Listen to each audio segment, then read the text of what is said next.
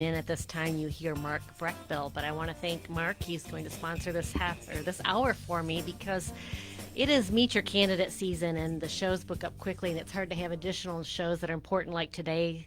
Today's show is here at 9 o'clock, and in the studio with me this morning, I have Commissioner Sarah Hurd, and she's coming in. We're going to talk about a lot of what's going on down in her district, the Port Salerno issues, and of course, if we have time, we'll have all kinds of county issues we can talk about. There is always something going on. But before we get into that, I want to thank Indiantown Marine Center. They're affordable, the availability, there's no gate fees, no markups, no wait for a haul out. And folks, I say it every year, and especially this year is no different from many others. Make sure that you reserve your hurricane safe harborage either at Indiantown Marine Center or Indiantown Marina. Both of these marinas are inland. They're very safe along the C-44 and Indiantown Marina. And if you reserve your spot, you're guaranteed a place. Once the storm is named, you pretty much are not going to have a place to take your boat in town. So peace of mind, your insurance company will love you. Give the good folks at Indiantown Marine Center a call, 772-597-0800. And also Indiantown Marina.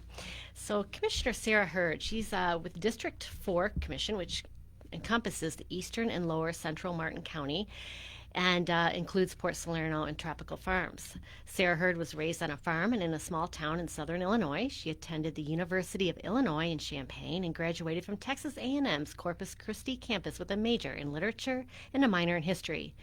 Sarah married Jeffrey Hurd in 1980. He was born in Miami, Florida, and raised in Boca Raton. Jeffrey is a pilot, first for the Navy, and recently retired from Delta Airlines. Elected as Martin County Commissioner, in 2002, Sarah continues to prioritize controlling overdevelopment and protecting the residents and natural resources of Martin County. Sarah has focused her advocacy on protecting the taxpayers and water resources of Martin County. She's a true fiscal conservative who understands the critical importance of maintaining a strong urban boundary in order to keep taxes low. Her biggest successes can be measured by the projects and funding for water restoration from the state and federal government since 2002. The Indian River Lagoon South Plan was one of the first comprehensive Everglades restoration plan components ever authorized and appropriated into federal law. Land for conservation has been purchased by both state and federal agencies. Hundreds of millions of dollars have been sent to Martin County to build projects to improve our ailing water quality. Much more needs to be done, and she's committed to attaining clean water for this and future generations. She served as chair of the Board of County Commissioners from 2012 to 2014. Commissioner Hurd is a member of the Airport Noise Committee, Children's Service Council, Law Library Committee, Palmar Water Control District and Canvassing Board. Commissioner Hurd is very active in local organizations, the League of Women Voters, Martin County Conservation Alliance, Garden Club of Stuart, and the Women's Club of Stuart. Her achievements include the Public Service Award for outstanding leadership and dedication to protect the Indian River Lagoon and Martin County's Comprehensive Plan 2006 Martin County Conservation Alliance. Pomeroy Civic Leader Award from the Women's Club of Stuart 2010, Community Steward Award from 1,000 Friends of Florida for her consistent advocacy for maintaining the integrity of Martin County Comprehensive Plan 2011, and Community Service Award from the Garden Club of Stuart 2014. My goodness, that's a lot, Commissioner Hurd. Casey, I can't possibly add to that. I may as well just leave right now. That took half of our hour. That's right. No, but thank you for your work, and I appreciate you coming in here this morning because this last year has been a lot of dissension and controversy in your district with Port Salerno, and I wanted to give you the opportunity to come in here and talk about that. I had Casey Casson, who was one of the founders of Save Our Salerno last fall. We had also one of the developers down there, Curry Collians. We've had some of the players, but you've kind of been at the center of this, and we haven't had a chance to discuss what's going on down there. So I appreciate you coming in here today. Sure. So I guess there's so many things to talk about, and a lot of people have already brought questions to me. But let's just start with yesterday's meeting with the county commission, because there was a vote to extend the lease on the commercial docks down there for the fishermen. And it passed 4-1 with your dissenting vote. So, immediately people were asking, why didn't Sarah support the fishermen? Well, the sublease to the dock authority occurred in 2004, maybe some or shortly thereafter, and it was in response to the net ban. and the net ban happened because the fishermen, the commercial fishermen, were harming the fishery. And so the net ban was a good thing because they were harming a very, very critical natural resource. So the first lease signed with the dock authority stipulated that it would be sunset, that there would be 35 members, and as the members passed on or no longer were productive commercial fishermen, that position would go away till eventually there would be no dock authority. That was amended time and again so that it became memorialized, and now there are 35 slips, and that asset belongs to Martin County taxpayers, and it's a multi-million-dollar asset, and I think that it should be shared and enjoyed and utilized by all Martin County residents, not just one special interest. And furthermore, they can sublease 10 of those 35 slips to non-residents. So the Martin County taxpayers are footing the bill for 10 slips year-round that aren't used by Martin County residents, nor do we receive any of the money from the subleases. I don't have any idea what they're leased for, but I do know that the Manatee Pocket, which is where the dock authority docks are, is the best hurricane hole in Martin County. Those slips are probably worth about $1,000 a piece per month. Mm-hmm. And Martin County residents who own those are not receiving any benefit. With those slips now, is that a submerged lease with the state? Yes. And are they the ones that require that so many of those slips are transient? No. No, that's That's a county. that's a contract with Martin County, period. Okay. Okay. Who pays to maintain those docks? The dock authority. Okay, so that they have those expenses in it. Okay. However, still the county's property, and the county is undertaking an expensive project to improve Park Drive, and we'll be doing that probably starting in the fall. So we're going to be making upland improvements at county taxpayer expense to benefit the dock authority, period. Okay. In the dock authority, again, it's used by those 35 fishermen. Yes. And we have those licenses and those things that that those 35 are county residents. They're required to be, yes. Okay. Just wanted to touch base. That was one of the things that came up. So really, let's talk about the big controversy that's going on down there. There's somebody that wants to develop a lot of Port Salerno. There's been a lot of emails to you from this person, and honestly, I haven't seen emails back from you to that person. So it's been a lot of one-way communication where it looks like that you have been accused of being kind of in cahoots with him to help him develop. So I just want to get your take on that because you've been a commissioner for going on, 22 years now? Correct. This is something that's just blown up in the last year, and it's not characteristic of your past 20 years. No, it's not. So So what's happened is that in the last, let's say 3 years, that a lot of the redevelopable property in downtown Port Salerno, in between the railroad tracks going west, have been acquired by investors, out-of-town investors, and they are going to redevelop that area, and it's going to be a game changer in Port Salerno. Right now, the easiest, most profitable projects for them to do, to get approved, would be to do really, really dense residential development, apartments, multi-story apartment buildings, like we've seen in the city of Stuart. And that is completely out of character for downtown Port Salerno. And I want these investors to make good investments in Port Salerno, not just profitable, quick investments. And I think in order to do that, the best investment that the county can make is to invest in infrastructure, so that they're more inclined to do mixed use, something that's compatible with the character of of Martin County. That area has historically been a mixed use area. There's commercial there and there's residential mixed together. So I want that shared use to continue.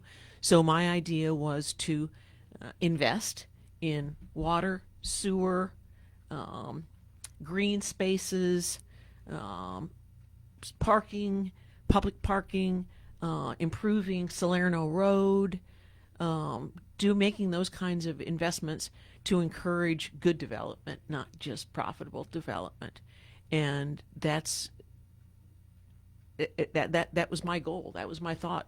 That was I think that's the important investment to make in downtown Port Salerno. And the residents disagree. Some residents disagreed with me. And I did have some residents reach out. They wanted to know when was the last time you had interaction with the residents of Port Salerno, and have you reached out to any of them for their input? I had a public meeting about 4 or 5 months ago at the Port Salerno Civic Center, and and I just wanted to explain my position and explain the projects that were contemplated. And the meeting was, in my view, not successful. And I feel like I don't want to inflame the residents of Port Salerno, and I felt like I was I felt that it wasn't productive. I had attended that meeting just there to view it, and it was a very Volatile. volatile. That's a very good Yeah. word for it. Very volatile meeting, and you had other staff there from the county that was trying to explain, different projects that were going on as well. So, and also, Gary, I see you made a couple comments here, Gary Erler. If you can just clarify what you mean, isn't that like the mooring fields? It's probably back from our docks, but I'm not sure what you're referring to. If you can clarify your question, I'll pass that on.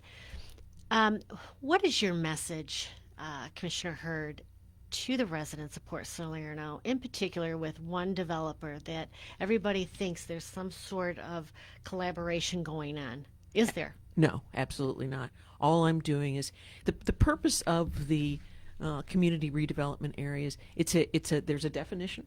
There are qualifiers that you have to make in order to be able to qualify for a CRA, and the primary one is to eliminate blight in older neighborhoods, and if the people so since the Port Salerno CRA was established in 2004, they have accumulated millions of dollars of taxpayer money in order to eliminate blight. And the SOS people appear to not want to make any improvements. Well, then why are you a CRA? With the CRA, there's also something called the Innovation Hub that the county had a study that I know a lot of the residents are concerned that they're not involved with what the plans are for the Innovation Hub. I know one thing that's brought up a lot is the pedestrian bridge over the train tracks. What is your message to residents with this Innovation Hub plans? How far down the road are they, and what kind of input can the residents bring, and to whom? So we hired a consultant from Miami to do a study of the Commerce Corridor, and that consultant came to us with some really good, I think, ideas for improving that corridor. Among them, the alleviating some of the flooding, because there is flooding there. Mm-hmm. So creating more stormwater capacity, improving the road, putting in some landscaping, making some improvements there, because that's where a whole lot of our businesses are. It's one of the most important industrial hubs in Martin County. So we were just trying to improve the quality of that industrial subdivision so that we retain businesses in there. It's nothing nefarious. All we are trying to do is to redevelop and make good choices, make good investments in our infrastructure. And that corridor is from Monterey Road, so the fairgrounds all the way down through Port Salerno, Right. along A1A. Right. Is that Innovation Hub corridor. Gary said that they're subleasing the slips at the mooring field, and I'm guessing that he's saying that's where the county's getting money through the mooring field rentals. And No, they're if you're talking about the dock authority, they're subleasing dock authority slips, 10 of, Okay. 10 of the 35 that has nothing to do with the mooring field. okay, okay. And then Shannon Egan said Port Salerno is a historic town, and bringing in three-story apartments and all the other stuff is not an improvement. It's destroying the history. I completely agree. That's why I voted against so many of those density and intensity increases that the majority Board of County Commissioners put in the CRAs. They've relaxed the rules there, and believe me, I voted against all of them. The CRAs have been tricky. I know they had an issue in Palm City. Yep. That was a big one there. I think one of the things that the residents were very concerned about, talk about parking. Parking is a premium, not only in Port Salerno and Stewart, in many places. Yep. But with one of the developers, they were talking about bringing in big apartments buildings, and if you bring in more parking, that's going to allow bigger apartment buildings. So that's kind of a struggle. How do you balance that as commissioner, saying yes, we need more parking, but if we give them parking, they're going to use it to build bigger apartment buildings? It's tough. That's it's a battle. And also in the CRAs, they've done away. The majority board has done away with compatibility requirements. They've done away with open space requirements. So much more intense and dense development can occur there than can occur any place else in the county. They've also diminished parking requirements. So the majority boards have over the years created the problems that we're now battling. If they had the same standards that they do in unincorporated through Martin County outside of the CRAs, it would be much easier for us to control development there. A couple meetings back, they were talking about money that was allocated for the CRAs, and there wasn't any additional allocation for land purchases. And that was something you had brought up. There's no land purchases. Residents wanted to know, do you know where the money went or what it was spent on if it wasn't for land acquisition? No. Okay. The other thing that they wanted to bring up was the linear preserve. There's a park there, and Casey Cass called, and he has just bought 4 lots. I don't know if you know that. Terrific. Those are the lots that I thought that the county should buy.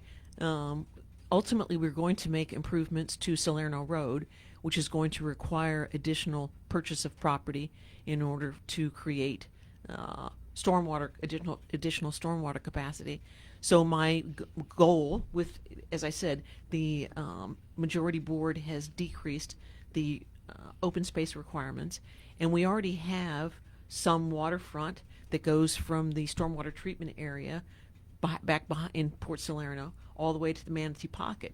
So we already own that access, and I thought that it would be prudent for the county to acquire additional land along that waterway, that outfall, in order to create a linear park, a waterfront linear park. Right. And the residents, the SOS people also did not like that idea. Don't know why. I understand now that they do. So she asked if Shannon, is it a personal goal or a community goal? And are you talking about the dock, Shannon? If you guys are going to ask questions, I just need you to be really clear at what you're talking about or what the question's directed at, as far as a personal goal or a community goal. And I assume you're meaning the linear park, but I'm going to have them clarify that. Sure, and it's a community goal for sure. Goal. It's when these developments occur, they're going to be extremely dense and intense, and there's going to be very little open space that's going to be available to the public. So I think it's really important now to make that investment in open space, waterfront access, so that all residents will be able to have some more green space in downtown Port Salerno, because there's not going to be much of it. And that's a struggle for the whole county right now, you know, Yeah. and that's why we have a tax coming up on the ballot, possibly to purchase more conservation lands. What would you tell the folks in Port Salerno, Commissioner Hurd? I think some of this had to blindside you a little bit in the last year as well. And, it kind of blew up, and it feels like, for me, from the outside looking in, there's a great lack of communication between everybody. And I don't know who to point a finger at, and I'm not going to point it at anybody there, but you're very passionate. They're very passionate. Everybody's concerned about Port Salerno.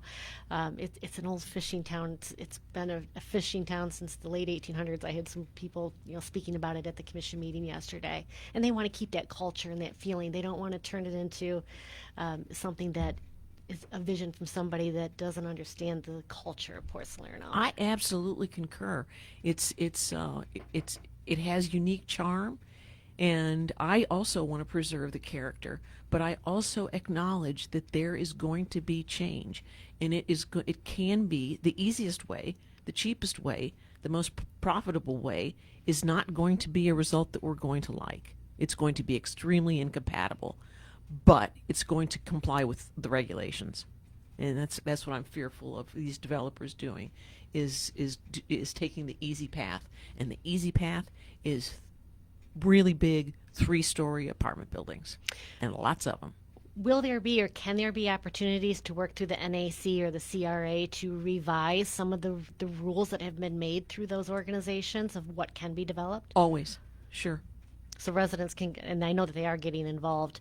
I think some of the things that they were getting involved with is improving sidewalks and lights and sewers, where they wanted some of the money to go to that was in those CRA funds. Those are all things. That's critical infrastructure. That's what their money should be spent on. So, what is your vision of Port Salerno? Well, it has so much charm, and it has so much history. It's waterfront property. It's on the Manatee Pocket, and so it has the potential to redevelop in a spectacular fashion to become the finest community redevelopment in South Florida, I think. But I think that there have to be regulations in place in order to ensure that it maintains its singularity, but also modernizes and redevelops in a way that's compatible with history. Right, right, and I think that's honestly what the residents there want as well. I do mean, too. It's a fishing village that's been there for a long time.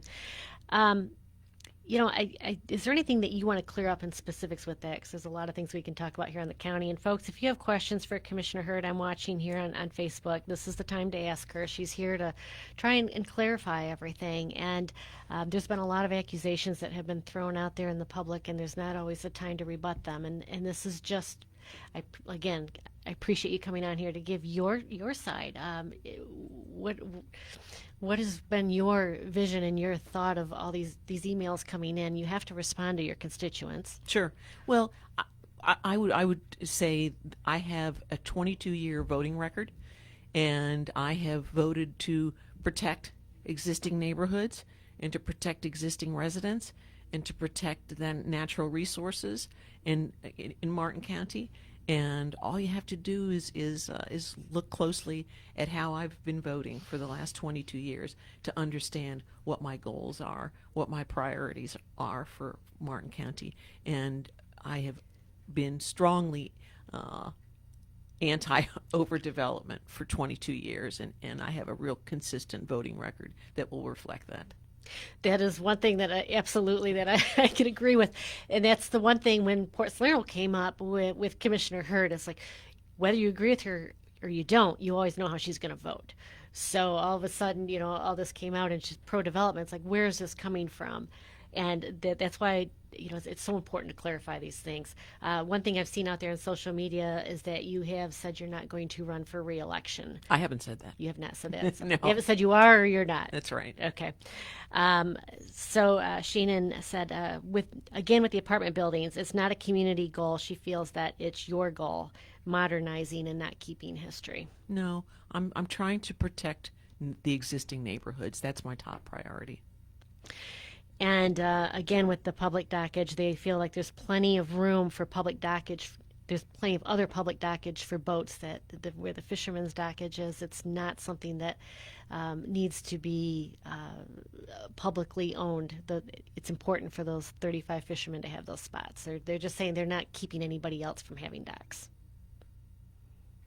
I don't know of any other public dockage that we have that we've contracted with some special interest group so that they have exclusive use of it. And then Janet is asking if the fishing docks are not on Park Avenue, what would be? Public access. Okay. Those are very good questions, and I appreciate you all tuning in and asking them to Commissioner Hurd. That's what she's here for, to kind of clarify these things. And, Port Salerno is a very special community, and you live down in the Pocket area as well. You've been there for ever and a day. 37 years. 37 years. Yeah. And, all this is just kind of coming to fruition just this last year, and really through a lot of the public emails, and I think a lot of misunderstanding going on. There's rules that I think your hands are tied as a commissioner when you're following CRA or NAC rules, and I think that the community in Port Salerno have really gotten involved, and that's really a positive Good. thing. Yes, with the NAC and the CRA, and saying, wait a minute, this isn't compatible with how we see our community being. So, Eric Miller said that he feels that the docks should be private. The fishing docks should be private. Okay. So, Okay, Eric. there we go. So that's really a lot of the questions that I have here for you, and I just want to make sure that you're covering everything that you want to cover with the residents of Port Salerno. We still have time here, and there's a lot of things to cover in the county. There's a lot of development going on, a lot of changes with the comp plan in the last couple of years, and I know where you've stood on those things. And I'll talk about the rural lifestyle amendment here for a second, and that was something that you were afraid there was going to be creep if you allowed one. Let's start with Kiplinger Reserve. It's called Newfield now, I think. That was the first one, and I know you voted no on that and said if once you give approval to one, it's just going to keep happening. And here we are. And I still believe that. Here we are. It seems to be happening. So, it's a big argument right now what's going to be happening with our western lands and our farmlands. And Commissioner Hurd, there was an argument out there that resonated with me, and that was if we don't come in as a community and look at our comp plan, the state will come in and do it for us and tell us we got to have a house on every half acre as opposed to every 5 acre, what have you. So I think that from that standpoint, we did see with SB 102, the Live Local Act, the state did come in and supersede local rules. So how do you as a commissioner, you can vote no, but then what if the state comes in, overrules, and makes it even a worse predicament than what the new regulation would be? We do have the ability and the authority to determine where we grow and how we grow. We're not doing it. There are provisions in Chapter 4 of the Comprehensive Plan, which is the future land use element, that tells us exactly how to plan for future development.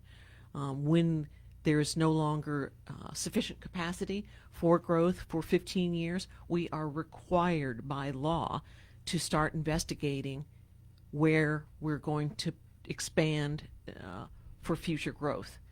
And we do that based upon a number of things, but it's science, it's math, it's using data instead of allowing developers to leapfrog over undeveloped property, which is what's happening now. Now the developers are making the decisions about where future development is occurring instead of logically, methodically, scientifically, mathematically using the data that's available to us to make certain that we're developing in the right spots. So we just need to apply our laws rather than... Need an example of that. I don't know what they mean, so if you could just share with us what you mean by that. Eric Miller, our charter and comp plan need review, citizen review. We also need fresh blood on the Martin County Board of Commissioners. Okay. So we do have the elections, and I do think, that's actually something I would like to bring up is there was supposed to be a review of the comp plan. It's occurring now. It's occurring right now. Yes. So are citizens involved, or is this No. staff It's review? it's the four commissioners handed over the responsibility for that review to the Treasure Coast Regional Planning Council. Instead of our staff doing the review, we've turned it over and we're paying to have that review done for us by an outside party. Will there be a time where there's public meetings and input? Sure, maybe in the summer. Maybe in the summer. Shannon said there are many slips at Pirates Cove that are for rent, and there's a dinghy dock. Going back to the conversation where they want to trust what you're saying. Well, those are private slips. They're not. Martin County doesn't own that property. Okay. Gary Eller would like to know if you'll be attending an NAC meeting anytime in the near future. I certainly plan to. Okay. That is something that everybody brought up. We want to see her at the CRA meetings. We want to see her at the NAC meetings. So that's good to hear. And why can't there be slips at the moorings? The mooring field is an arrangement that we have with the state. And they're their rules we're following. Okay. Let me go back to the rural lifestyle amendment and how they're changing, because we just had a fairly big development that was approved, the ranches. Can you tell us a little bit about that? What's it mean? I know there was some benefits for the 4-H program, for example. They get 20 acres out there where they desperately need. They're on a small piece of land right now. I know that they were going to help clean up some Banner Lake issues. So I'll let you tell us a little more about it. It's really far from the urban service boundary. Really far from the urban service boundary, so it's leaping over agricultural lands, and it's going to be 3,900 acres. It's a very large project, and there's going to be golf courses, clubhouses, practice fields, all kinds of suburban uses on agricultural lands, and they're going to extend water and sewer to that project.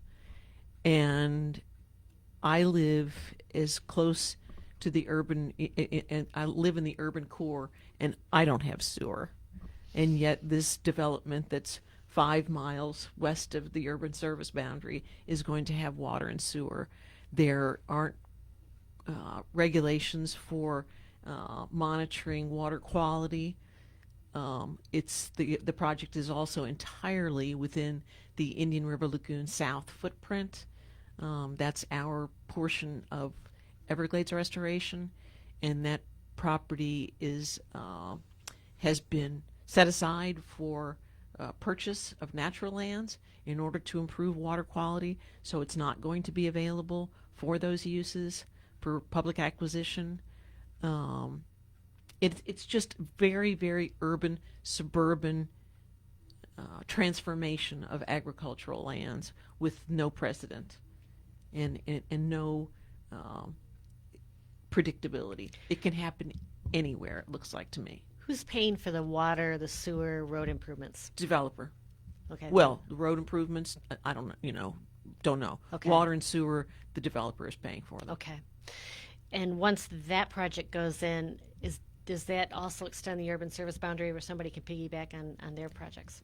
Not yet. Not yet. But it's a concern. It's a concern. Sure. Is it has a precedent been established? Right. Yes. Right. RJ Pazzi, the Kemp plan, takeover and intervention into everything local was the Trojan horse, and SB 102 is the next step. Central control is the enemy of all local sovereignty. Tell us what else. One thing I wanted to talk about was the golf cottages. So when you're talking about density, they don't count as a residence, correct? That's correct. So how does that fit in with? It's arbitrary. It's absolutely arbitrary. That's what the developer asked for, and without any evaluation, without any data and analysis, staff made a recommendation that those were allowable. And also every house can have a guest house. And it's considered one unit yet, one That's correct. residential unit That's with correct. a guest house and possibly a golf cottage. And also there are, these golf course communities are going to require a lot of labor, and there's also employee housing that's allowed, and that's not counted toward the total density either. So you could end up having 300 houses with 300 guest houses and 54 golf cottages and employee housing for 100 employees, and that's all allowable. And who's policing that it's a guest house? I mean, what's the definition of a guest house? Somebody only stays there, 1 month out of the year. Is there a definition? No. There isn't one. And also, the limit. A golf cottage is limited to 6 bedrooms. Okay. Okay. It's a big cottage. Okay. What about traffic studies then? Are they the traffic that comes from the additional accessory units? Is that part of the You're traffic? not. Also, is the employee traffic considered? Right. Now, I don't think that the traffic studies are probably representative of the traffic that's actually going to be created. Yeah, absolutely. What about the story? I probably shouldn't bring that up, but that has been out through social media for a couple of years now. They keep kind of just trickling things out for the public to look at. Yeah. So there's it's being reviewed right now, and it's under there's a lawsuit. It's been filed against the county that's been pending for a couple of years. So but it is being reviewed now by our staff, and I would assume that they will make either they'll make a recommendation for or against sometime soon. It's a big project. It's like Newfield. It's 4,000 homes plus many hundreds of thousands of square feet of commercial. And there's of course a Publix that was approved by the board majority. That's at the intersection of Canner and Pratt Whitney. That's unbuilt, but if Story is approved, there'll be 4,000 new homes for Publix to feed. You're right. It's a city in itself. Yes. 4,000 homes. I grew up in a small town of 2,000 people, so. I grew up in a small town of 3,000 Okay. people, so I know exactly what you you're think about. Right. You Right. think about how that's 4,000 homes, so you're looking at least 8,000 people. So it's incredible to think about. Yeah. But there's a lot of things going on. So that's going through the review process right now. What else is on the horizon for folks that are just looking for general updates? It's wonderful that we have a lot of access to being able to watch videos of the commission meetings, but the truth is a lot of people don't. Sure. Just don't have time. So what other things are on the horizon that you're keeping your eyes on? Well, there's one Live Local application that's under review, and that's Barron's Landing, which is the former Golf World. So that is I don't know exactly how many units, but they are going to take advantage of the Live Local provisions. There is an awful lot of construction going on along the Cove Road corridor, and that will continue to be very active, I'm sure.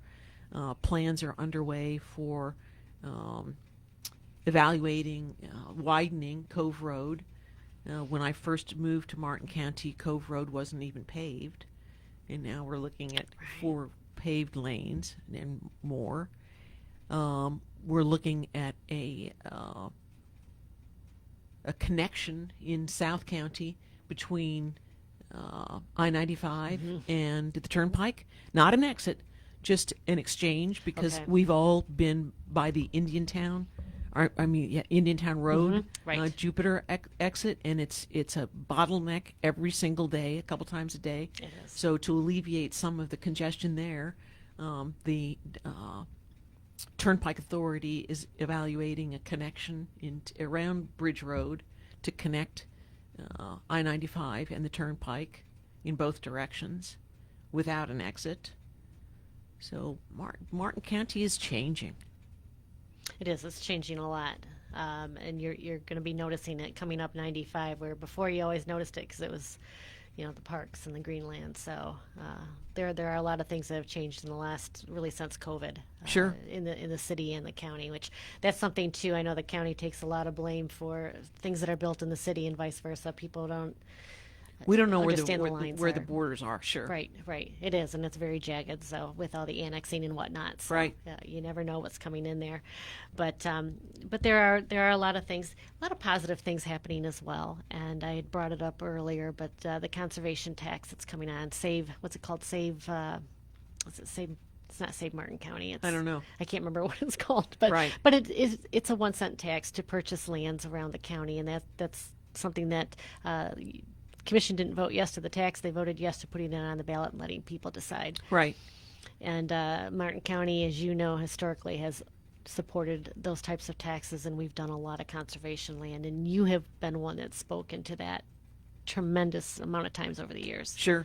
And also, Martin County has done a remarkable job, a stunning job of leveraging our tax dollars in order to attract investment. We've gotten, for every dollar that we've spent, we've probably attracted, $6 or $7 from the federal government or the state government. So we've amassed, really, really wonderful acreage of conservation lands, and have wisely used taxpayer funds, and that's what we hope to do with this. If this referendum is successful, is once again partner with the state and with the federal government to leverage the most that we possibly can. And there's more protections than what there were in the past to make sure it's not used on things like the water park or what have you. There'll be conservation groups, there'll be a government entity, and then the private entity, and all three have to agree.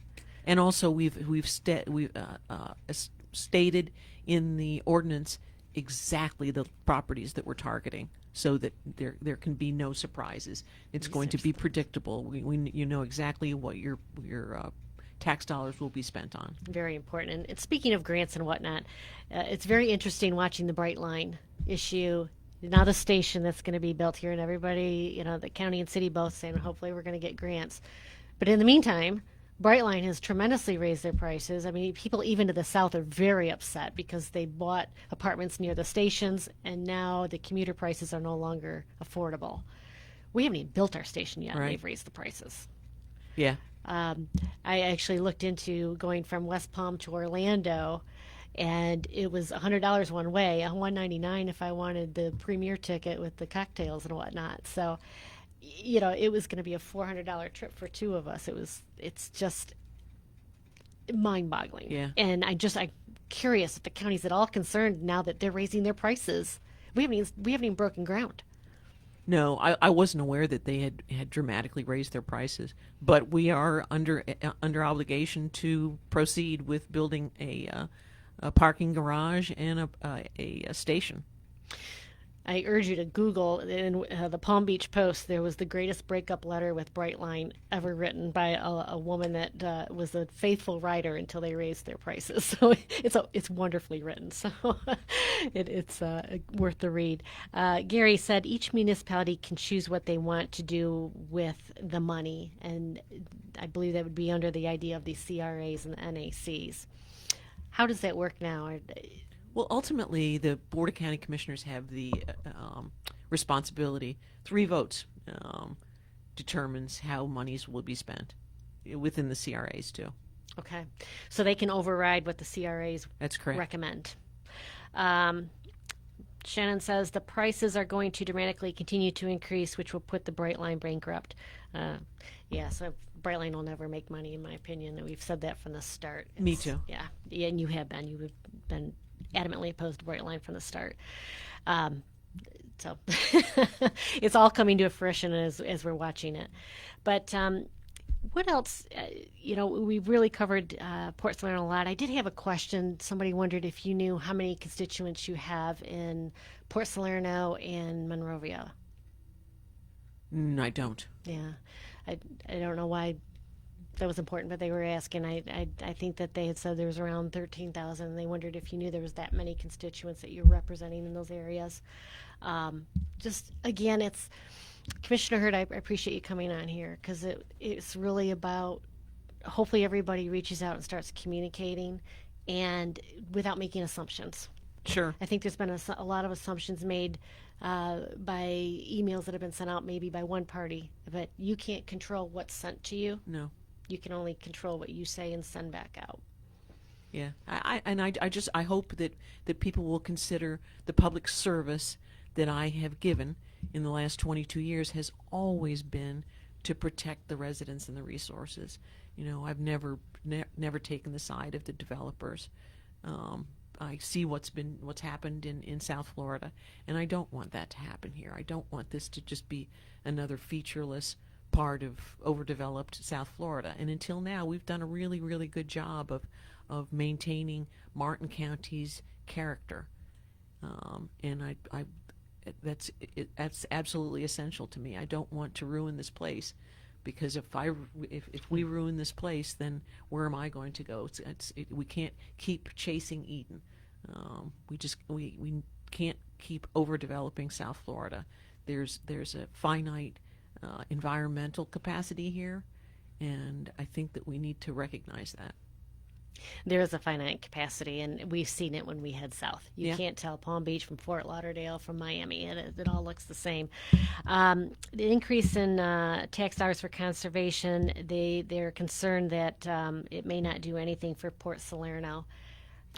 Is there land? It won't.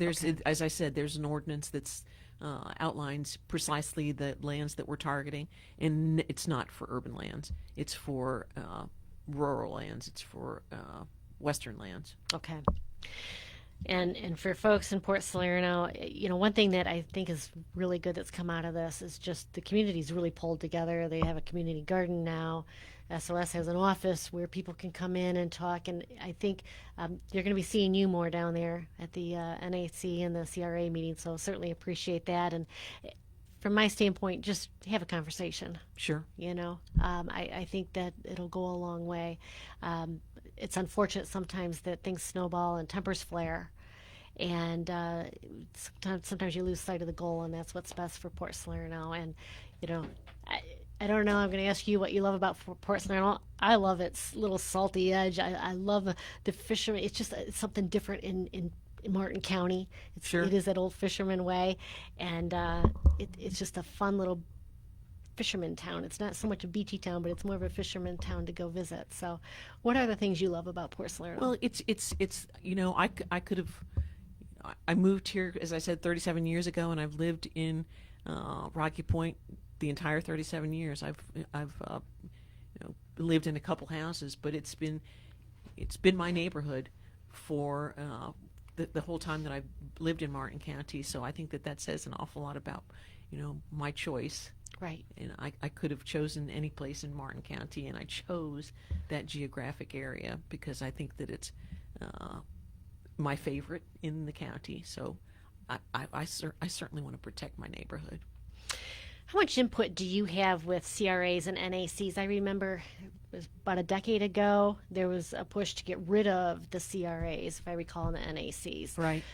Is that because the commission didn't have enough input with those, or?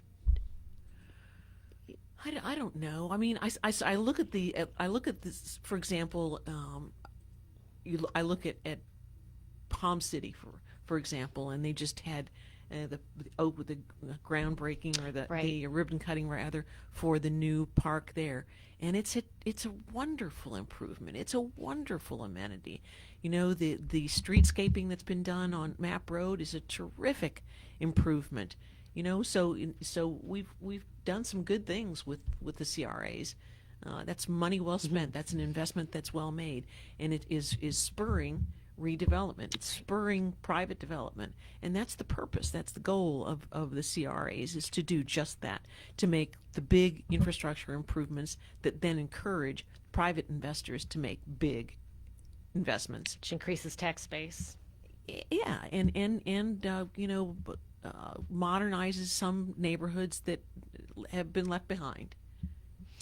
Do you see that the pedestrian bridge, because that was a different company that actually recommended that, do you see that as a positive for Port Salerno or something that's out of place? I do. There's so much pedestrian traffic in Port Salerno, and in a half mile we have 4 railroad crossings Right, right, that are not protected. right. And Brightline is barreling through there 32 times a day, or will be 32 times a day. That has me worried. Uh, so that I think that a pedestrian bridge somewhere around Salerno Road is really a good idea. Samantha Smith, we've kind of covered this, but I want to read it because the residents are reaching out to you. The justification for not supporting the commercial fishermen baffles me. A decision made 20 years ago to sunset so that all can enjoy as taxpayers, as if the fishermen don't pay taxes, and she doesn't or won't consider the ways that the fishermen contribute to this region and the constituent base currently is wild to me. Well, I respectfully disagree. I think that it's a public amenity. It's a multi-million-dollar public amenity, and I think that the public should have access to it. With that being said, we just have a couple minutes. Commissioner Hurd, this hour has absolutely flown by, literally a couple minutes. And is there anything else that we didn't cover that you wanted to reach out and say to the constituents that are listening to you? Not really. I'm grateful that this is not an election year for me. Right. Always. Right. Nobody likes an election year, but right. I will continue, working hard, being a public servant to represent the residents of Martin County. It's an honor and a pleasure to serve.